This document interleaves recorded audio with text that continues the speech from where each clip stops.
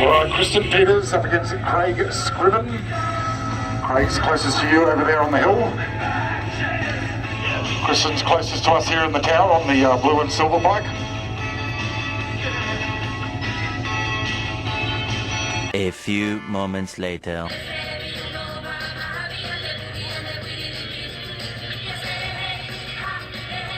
Alright, our bike rider's got the right idea, folks. Get up on your feet and have a bit of a dance.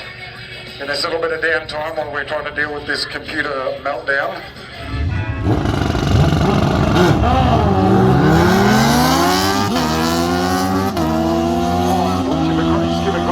On that one, I thought he had a blinder of a start, but no, he just jumped it just that little bit. The win going to Kristen Peters.